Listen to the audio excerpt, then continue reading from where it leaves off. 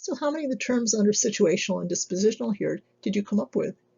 Environmental, personality, maybe the phrase just the way he or she or they is.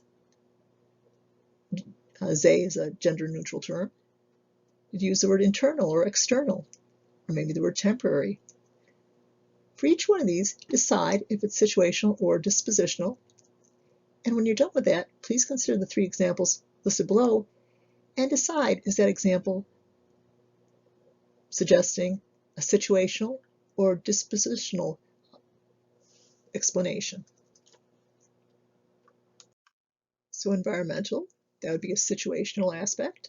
Personality, that's stable, that's dispositional. Just the way the person is, well, that's their temperament, their disposition. Internal, well, that's dispositional. External, situational.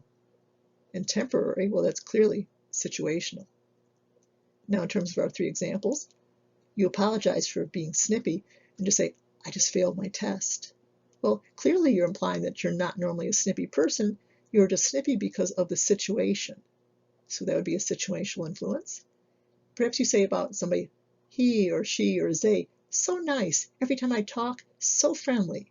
So apparently this person has a sunny disposition. 3rd example, pretend it's you complaining about a colleague at work, and you are complaining. He is so irresponsible. He is late more than he's on time if he bothers to show at all. So my boss asked me to cover for him yet again. So your colleague, your male colleague, is he, are you referring to his situation or disposition? Clearly disposition. It's not that he was late one time with a flat tire or a tie-up on 890. No, apparently it is dispositional, his stable, his typical way of acting. How did you do on these? Hopefully well.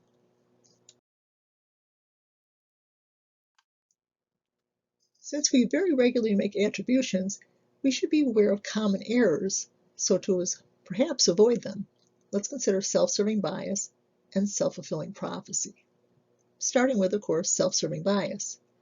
In this particular style of attribution, we take credit for our successes. But how do we explain our failures? Well, we blame them on others.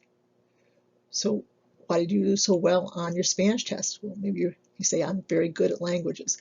Why did you do so terrible on the math test? The teacher sucks. Don't we all do it? We blame others for our failures. And that's not necessarily an accurate way of looking at our particular behaviors. We should take credit for both our successes and own up to our failures.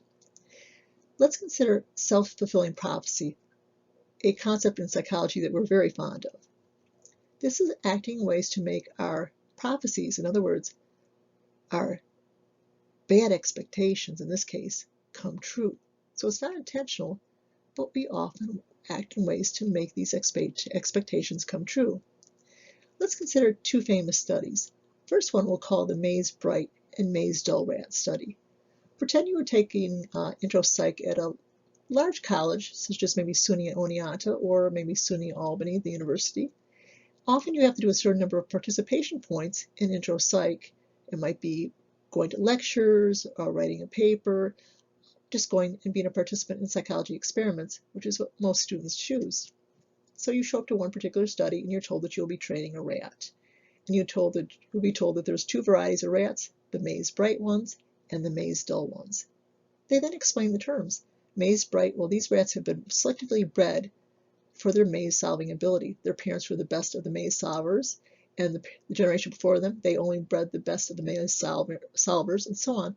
So genetically selected for good maze-solving abilities. Maze-Bright, in other words. Other rats, they were the worst maze solvers they were bred, and their parents before them were the worst at the maze solving, and so on. So your rat comes from basically a long line of dullards. And they time how long it takes you to train the rats. And lo and behold, the Mays-Bright rats do indeed learn more quickly. Now, at this point I ask my students, I tell them I left out some very profound detail of the study and try to see if they can guess it. So what do you think I left out? Did you suspect that maybe there was no difference in the rats whatsoever? They were from the same litters, from the same box, just randomly labeled May's bright and May's dull? Well, if that was true, why did the ones labeled May's bright learn more quickly than the ones labeled May's dull? Well, I'm presuming it's not the rats' expectations about their label and their behavior. It's the students' expectations.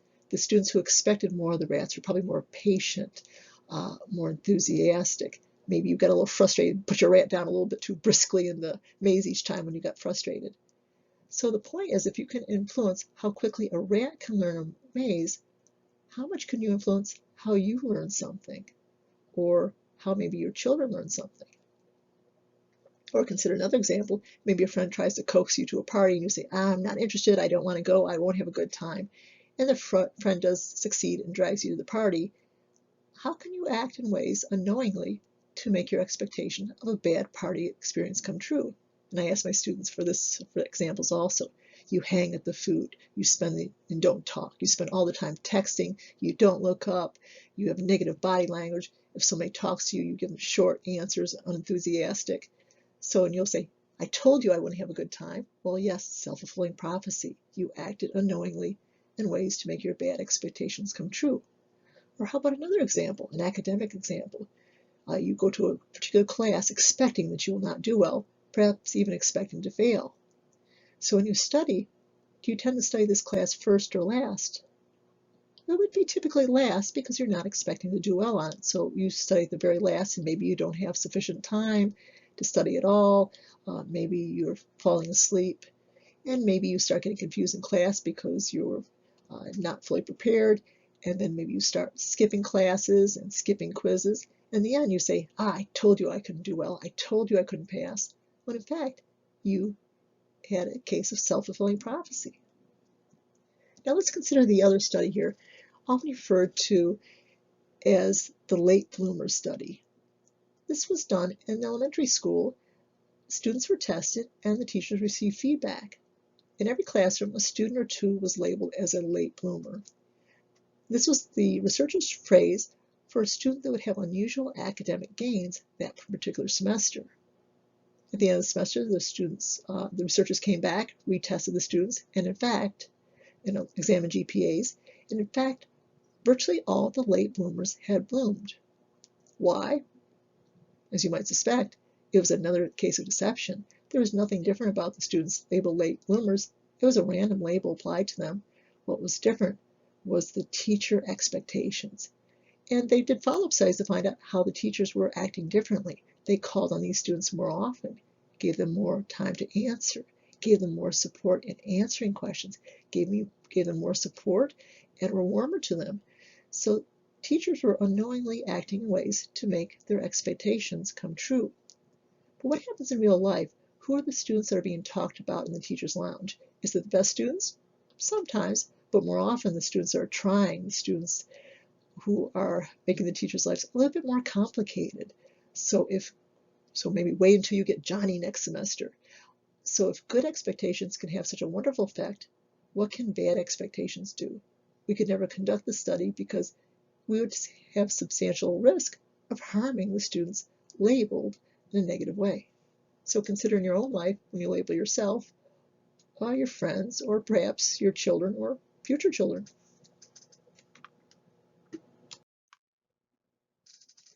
Let's next consider three foundational studies in social psychology exploring the role of personality and environment. So continuation of our topic.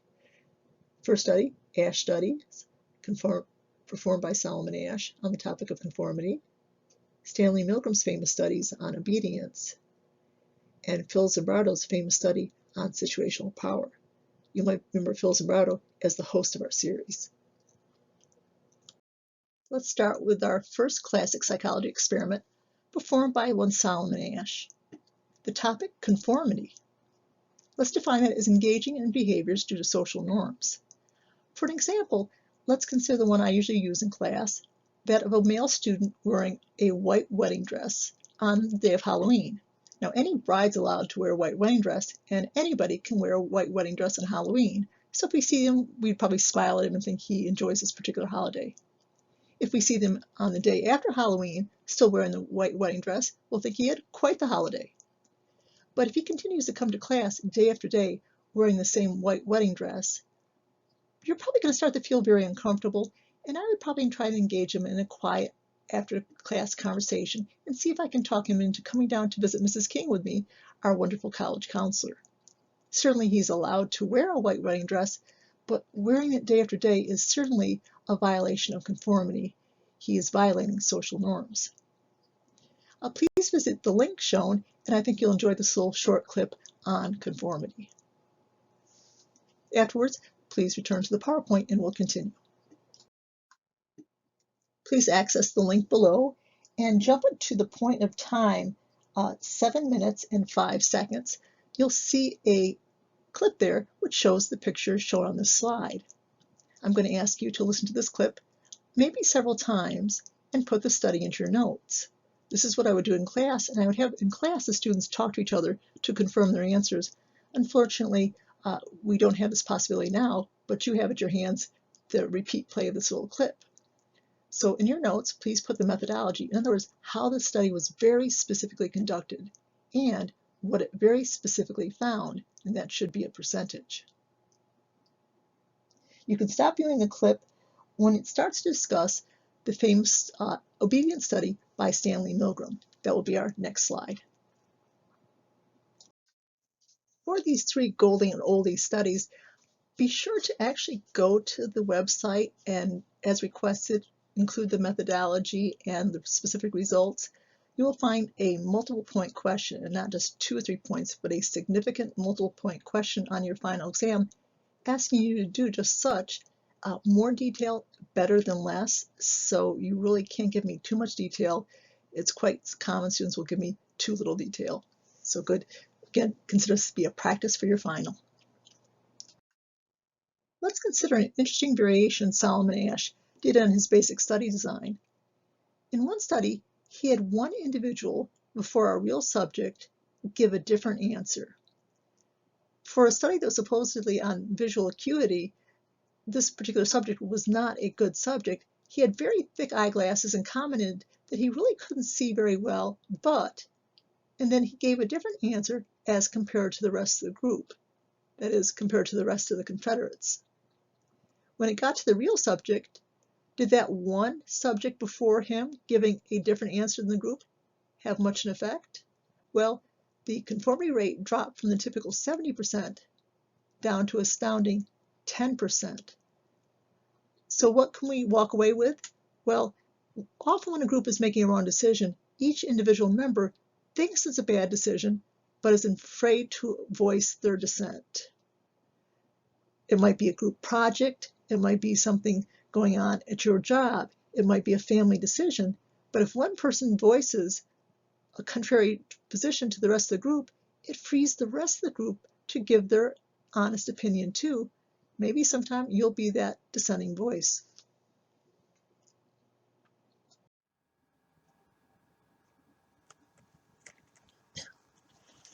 In a related study, Solomon Asch had a Confederate wear very thick glasses. The gentleman admits he can't see very well at all, and he goes before our real subject. He gives a different answer from the main group, but also a wrong answer. Is he a credible source for a study on vision acuity? Definitely not. Should he impact our subjects' behavior, whether or not they conform with the group? Probably not. Again, he's not a credible source of information. But does he actually impact our subjects' likelihood to conform? Well, I can't give the answer now because that's the subject of the last bullet. So the conformity rate goes from what percent based on the previous study, and make a guess. Is it exactly the same? Does it drop a little? A lot? Go ahead and actually make a guess.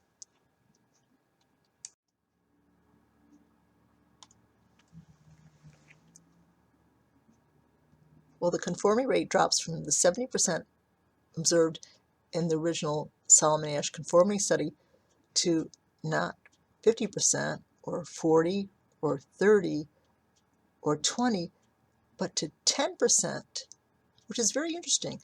So even a not credible source of information can drastically influence conformity. This has significant implications to real life. If you're in a group and you're thinking about the group is going to make a terrible decision, but no one else feels that way, so you say nothing. Well, if you voice your reservations, I think this is a bad idea, you might find that quite a few other people in the group will say, I was also worried, I was also concerned. It could be a hiring committee, it could be a group project, it could be deciding something in a group dormitory situation or an apartment situation or a family situation. But basically, if just one person breaks away from group conformity, it frees everybody to do what they think is right and to voice their opinion. So perhaps the next time you find yourself in a situation thinking, we're going the wrong way, be the one that voices their true feelings, and you might be surprised at how many shared voices will be resulted from your behavior. So go ahead and be the brave person. It can have a wonderful effect on outcomes. Let's continue with our exploration of these three classic social psychology experiments. Our next topic is obedience. The famous theorist, one Stanley Milgram. Many of you have already seen part or all of this particular study. Its focus, as I mentioned, was obedience. Obedience is following the orders of an authority figure. Take a moment and think of the various authority figures in our lives. So perhaps you said parents, your boss, maybe your doctor when he or she says that you should maybe stop smoking, especially in COVID times. That'd be good advice. It might be the police officer who motions you to pull over, and so on, maybe even a teacher. Next, please go to the video clip that you see the link for. It's where you were before, and start it at 8 minutes and 2 seconds. And you'll see clips from the study shown on the slide, the picture below. Continue to watch this particular clip until Phil Zimbardo starts to talk about the fundamental attribution error. At this point, you can stop the video clip and write down the methodology, in other words, specifically how the study was conducted. Again, detail is good, and what was found, including the percentage. Expect to see on your next test, the final, a short answer question in which you will have to do all this, and lack of detail would definitely work against you, so don't be shy. Include a lot of detail.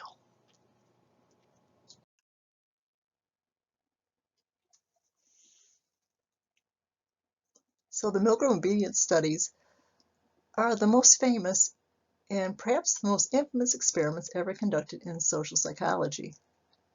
But why was this experiment considered to be so controversial? Well, let's look in terms of psychology's ethical guidelines and let that help guide us. Though, let me share one of the more common responses. They shock people. Okay, then which of the psychology's ethical standards would that relate to? Protection from harm.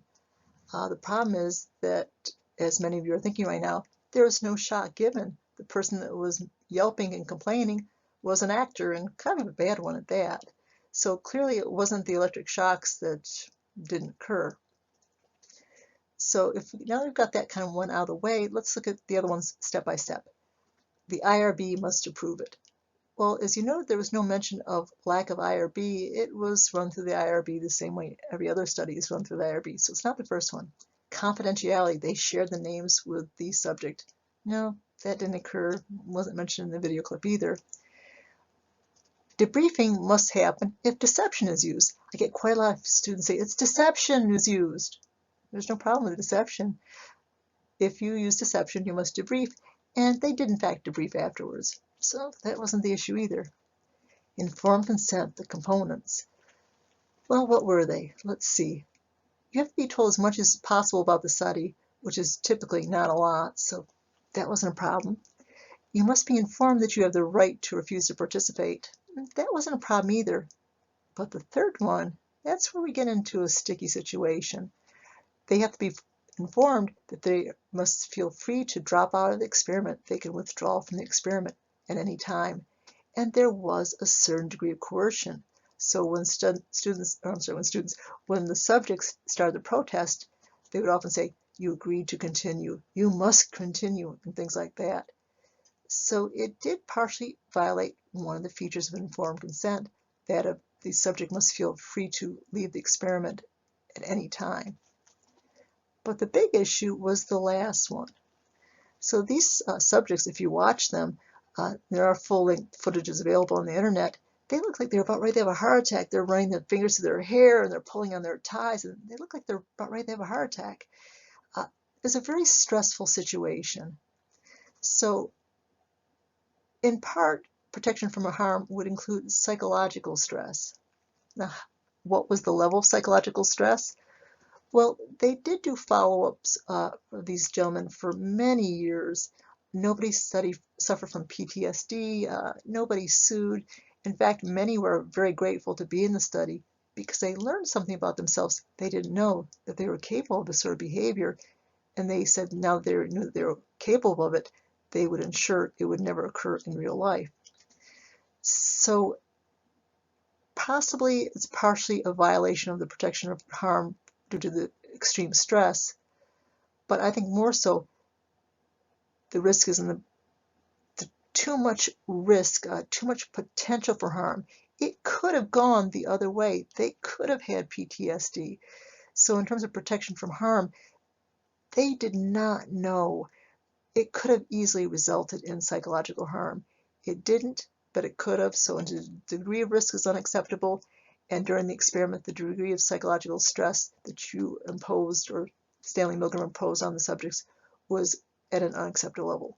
So for these reasons, Milgram's obedience study is often considered to be the most ethically challenged of all psychology experiments. As I mentioned, many psychology teachers will indicate that Milgram is probably the least ethical psychology experiment. Again, I do not agree. Let's look at this particular picture. Do you recognize him?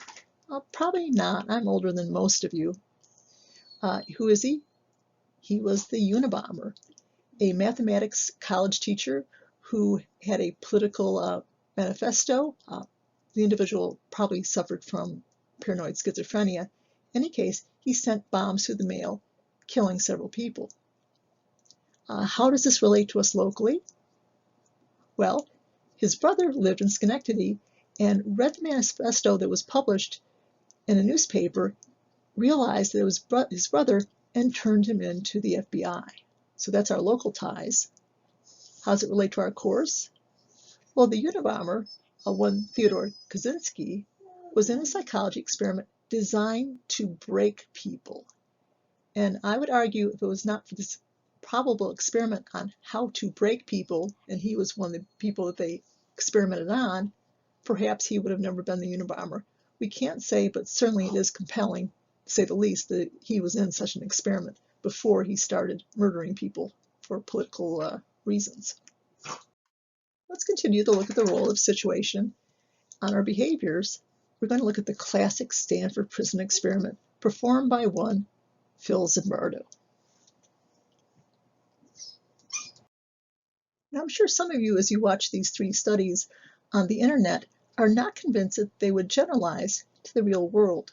Well, I want to assure you that this information does apply to real-life settings. Please go to the web link on the slide. I will warn you, it has nudity, and it should, if you're a normal human being, I hope find it somewhat upsetting.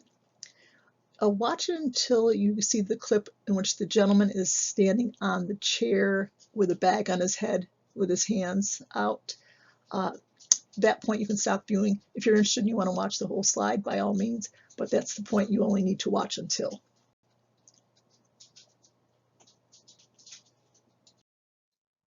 Let's consider the concept of de-individuation.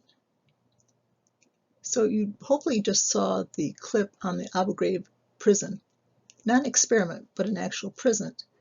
And what was surprising was the perpetrators of the ill deeds were Americans.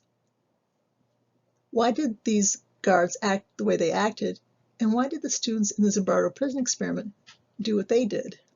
Well, in both examples, de-individuation was in control of the situation. This is a state in which the person has less self-awareness and a very strongly reduced sense of individuality. Their group identity takes over. Sometimes you hear the phrase mob mentality. The person's behaviors are no longer reflecting their own standards, but rather this new group identity. this new mob mentality. So be aware of this. This can happen to anybody. We can never think of ourselves as being an exception. That wouldn't happen to us, couldn't happen to us. Remember the forces that influence our behaviors.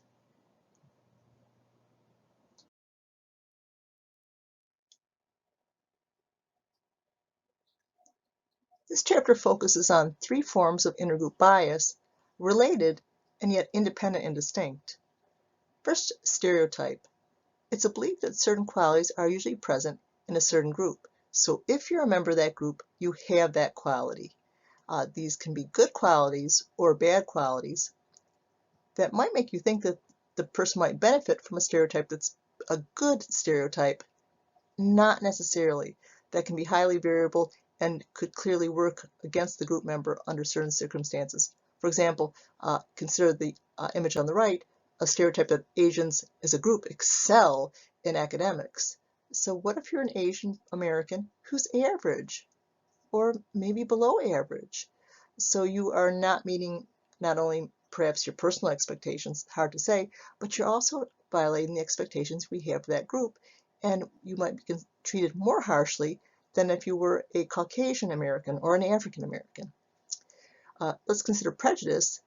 I think of it as an emotion or a thought that is usually negative, but again, not always.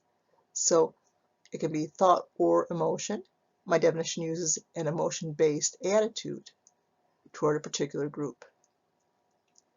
Discrimination is when you put your prejudice into action. Discrimination is a behavior. So prejudice, either thought and or feeling. Discrimination, behavioral. Unfair treatment of people based on their group membership. So 3 basic terms are foundation to start with. Next slide, we'll look at this topic from a historical perspective in this country.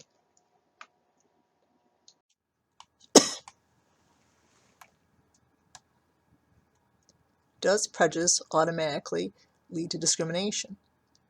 To answer that, let's consider the very classic and famous LaPierre study done in 1934.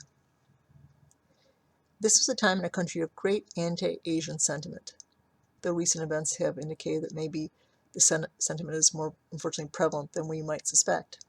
But in any case, he had a young couple travel with him across the country. At this time, there were no major highways, most roads were dirt, no road signs even. So traveling across the country took a significant amount of time. It took months. In these months, they stopped at 250 establishments, varying from hotels and food places, all sorts of businesses. Wanting to see what degree of places would discriminate, would refuse them service. Surprisingly, even though it was a time of great prejudice, only one place out of the 250 refused service. In the second part of the study, the researchers sent out postcards to each place they had visiting, asking, quote unquote here, would you accept members of the Chinese race as guests at your establishment? Take a guess of how many places that actually did serve them, often very friendly and often very well. Take a guess of how many of these places actually did indicate via postcard that they would not accept this Chinese couple.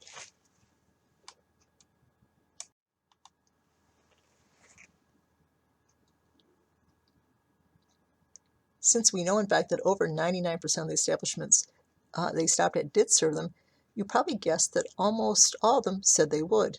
Surprisingly, almost just the opposite. 90% of the establishments said that they would not serve this couple, even though, in fact, when this happened in reality, they did. So back to our original question, does prejudice always lead to discrimination? No, not always, and perhaps not even typically.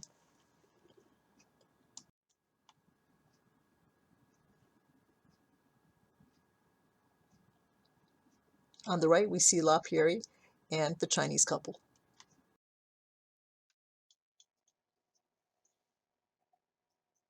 It's highly unfortunate that prejudice and discrimination are as American as apple pie. In the current cultural environment, as I'm speaking, it is in the day of the election in November of 2020, there are powers in government that believe that our history should not be taught, and then if you want to teach all aspects of our history, then it's un-American. Obviously, I don't agree to this particular viewpoint. In our country, prejudice and discrimination have been faced by almost every immigrant group past the first Americans, the first English settlers, and some groups today no longer face that particular discrimination. For example, consider the no Irish need to apply. Back Civil War times, slightly after, and definitely before, the Irish faced huge discrimination. They were not given employment, they were not given housing, rampant discrimination.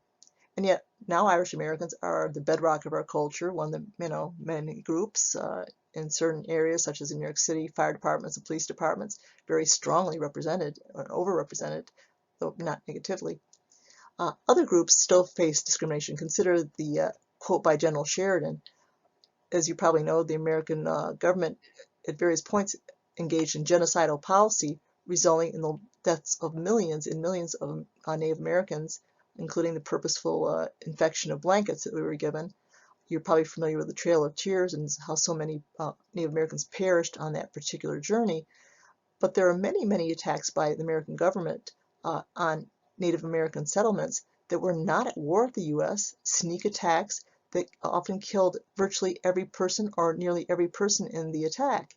So again, our history of our government is not only anti-Black, it's also virtually, in many circumstances, anti-anybody that is not Caucasian. Consider the next one. You might be aware of the Chinese prejudice and discrimination that went on from the LaPierre study. This is a flyer that was posted that was celebrating the act that excluded Chinese immigrants or Chinese people from being immigrants to our country.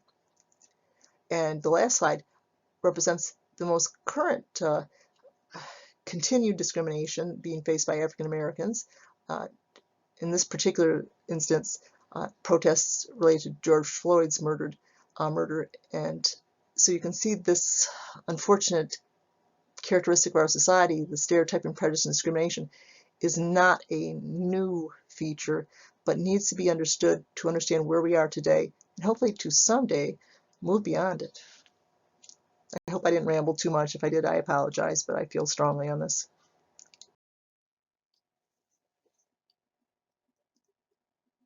Modern racism is expressed in overt as well as more subtle ways. Consider the study. Students are asked to shock a subject.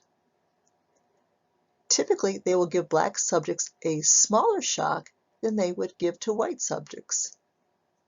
But when the subject being shocked is actually a Confederate and asked to purposely annoy the person giving the shock, they will receive a higher shock than will a Caucasian Confederate. And it's reasonable to assume that the people given the shock had no idea that they would actually shock an annoying Black subject, an annoying Black person, more than they would a white person. They, chances are, would feel that they are not a prejudiced person. Research indicates otherwise.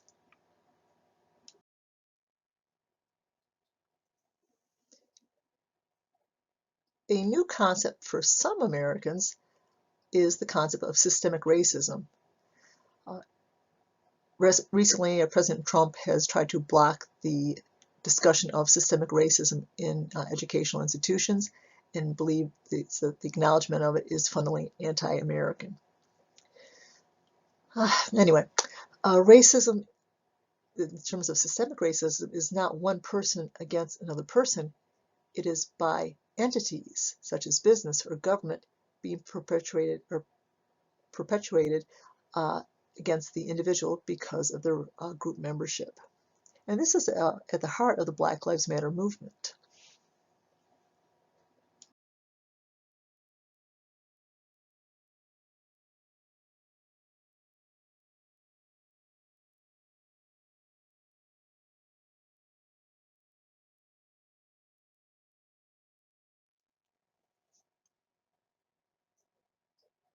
All of us are the member of many groups, and some of these groups may have privilege. So take a moment and consider the groups that you're in and which, if any, have privilege, enjoy privilege over other groups in our society. Actually, go ahead and do it.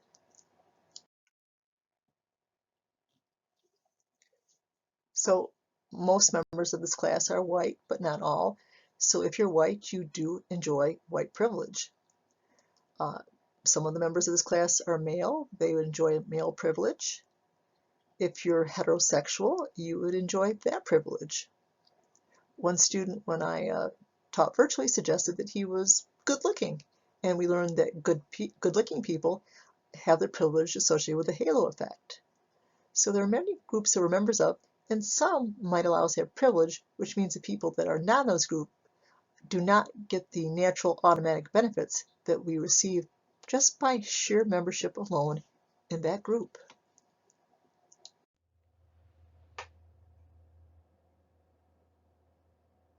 Are you familiar with the concept of DEI?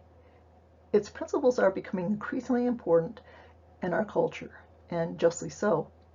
Let's start with, what does DEI stand for? Take a minute and see if you might be able to remember, know it, or just figure it out.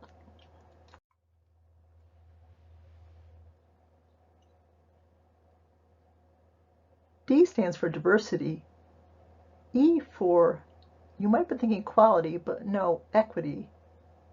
I for inclusion. In terms of its importance, for example, in 2023, according to SUNY, all students graduating from a SUNY institution will have to be exposed to DEI concepts. Each individual institution will decide how. At SUNY Schenectady, our DEI initiative began in 2021. Increasingly, DEI competence is expected in many job interviews. So again, if you're not familiar with this concept, you should be, and you'll see it more and more as being part of our culture.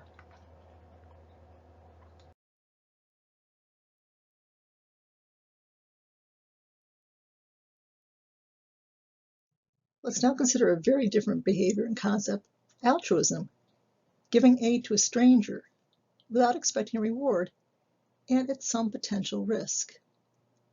When I ask students to volunteer examples, sometimes they give me things like holding the door. No, that's prosocial behavior and frankly good manners. Prosocial is just a helping behavior. Prosocial behavior would include altruism, but also acts that entail no risk whatsoever. So altruism might be an example of going into a body of water to save a drowning person. Sometimes the helpers drown themselves. Intervening in a domestic violence situation, well, you could become the target, and so on. So altruism isn't done to help your neighbor. It's not done to help your family member. It's somebody that you do not have a relationship with. It's a stranger typically, again, without reward and at some potential huge risk. Consider prosocial behaviors, helping behaviors. What sort of behaviors could you do easily in your life that are prosocial? Hopefully you can think of many. Let's consider two examples of prosocial behavior. Once, a very long time ago when I was in my 20s, I was with a friend and we saw a car ahead that was pulled off to the shoulder of the road, and a woman was outside of it in her trunk clearly struggling to take out something. She had two crutches, so we pulled over and tried to help her. She was very suspicious, but she did take our help. When we got the tire out of the trunk, it was underinflated. It could not be used, so we volunteered to take it and get the air filled in the tire. When we returned it, we didn't ask for any compensation, and we did not accept any compensation, although it was offered. It was just a simple act of prosocial behavior. But it's also good to receive prosocial behavior now and then. A few days ago, a woman on the outside of her house had a pile of face masks and says, free, please take one or two. I did not have a face mask at that point, so indeed I took one. Next day I returned with a thank you card. She saw me and we had a chat. She said that she would like to make more of them, but she was out of fabric. So I thought, I can help her with this. So I went online and I ordered some fabric, and when it gets in, I will take it to her house, and that's my act of prosocial behavior. What acts of prosocial behavior can you do? And the giver often feels as good or as better as the person receiving it. So do look for opportunities. There's a lot of opportunities lately.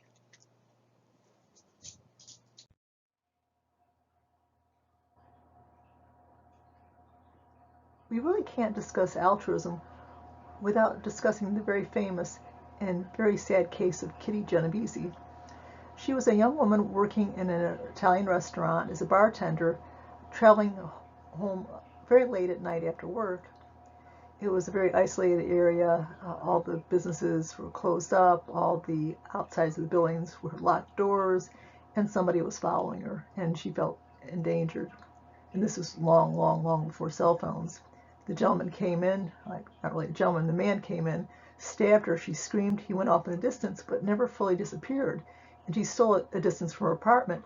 So this attack, cat and mouse, happened over a period of 35 minutes. And people had heard her screams, and yet no one called the police until after she had died. And this shocked the country, and it shocked social psychologists. And the phenomenon was studied, and we now understood what went wrong. We now attribute her death to something called diffusion of responsibility. In this phenomenon, the more people that are present, strangely enough, the less likely it is that help will be rendered. Everybody else assumes that somebody is younger, stronger, more trained, more able, more responsible, and therefore very few people step in. You can see two pictures of Kitty Genovese on the bottom, and her attacker, Winston Mobley. He died in prison fairly recently in 2016 at age 81. He served 52 years for his crime.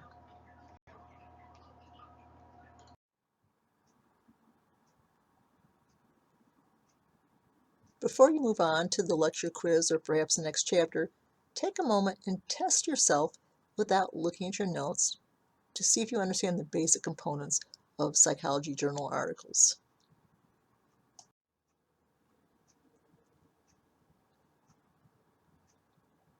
So we'll start with the black ink, the first one, a highly statistical report of findings. That would be the results section. What these findings actually means would be the far more readable discussion section. A review of related studies, that would be the introduction. How they actually conducted, how they actually did the experiment, that would be the methods and materials, or sometimes it's just called methodology.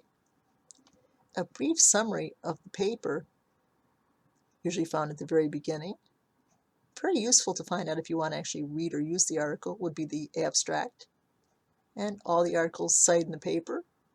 You might be more familiar with works cited, but in psychology, we don't use that term. We prefer references. So hopefully you did well. If not, study a little bit more and try it again. We've only touched on some of the many, many topics that are studied by social psychologists. On the slide, there are a few more examples, but again, still a partial list. If you find this area of psychology particularly interesting, perhaps you'd like to take social psychology. As I mentioned, if you're a psychology concentration person, you will be taking social psychology.